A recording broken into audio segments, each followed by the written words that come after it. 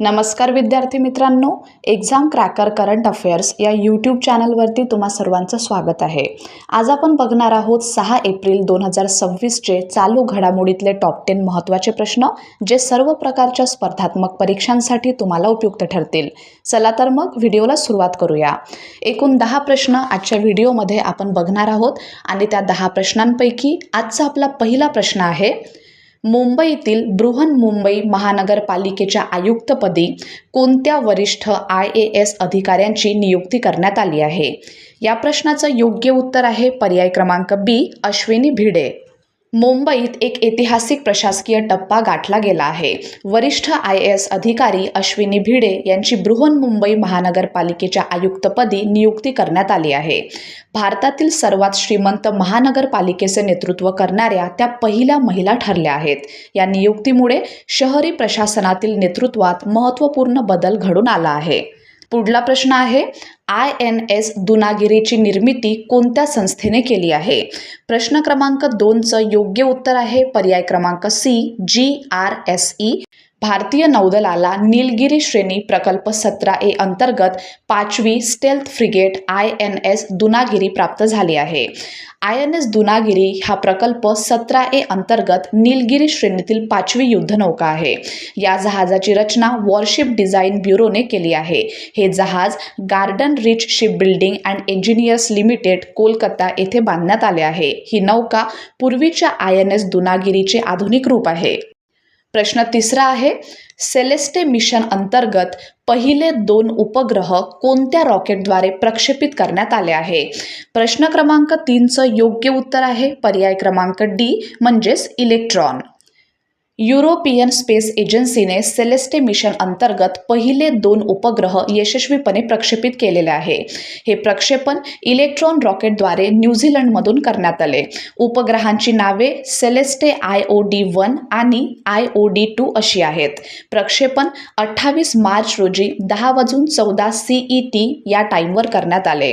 हे उपग्रह GMV आणि थेल्स ॲलेनिया स्पेस यांनी विकसित केले आहेत. सध्या उपग्रह प्रारंभिक कार्यान्वयन अवस्थेत आहे. या मिशनचा उद्देश युरोपच्या नेव्हिगेशन प्रणाली अधिक सक्षम व सुरक्षित करणे हा आहे.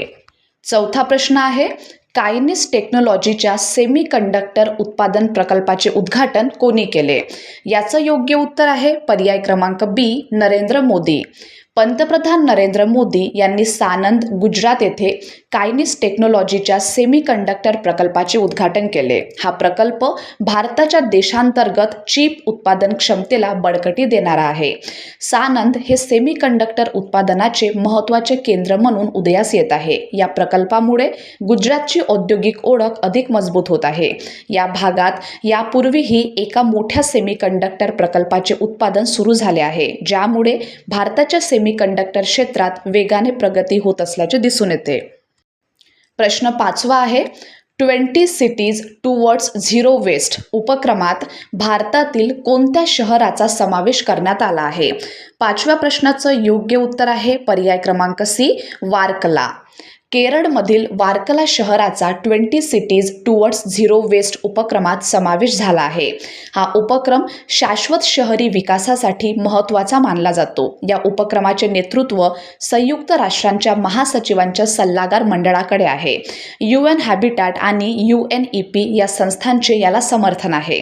या उपक्रमाचा उद्देश कचरा कमी करणे आणि संसाधनांचा कार्यक्षम वापर वाढवणे असा आहे.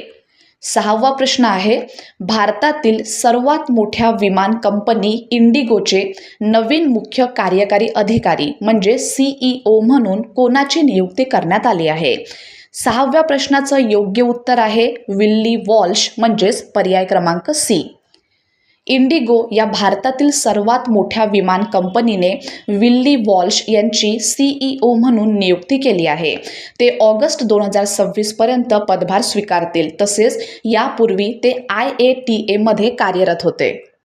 प्रश्न 7वा आहे, भारतातील पहिला क्वांटम संगणक कोणत्या राज्यात सुरू होणार आहे?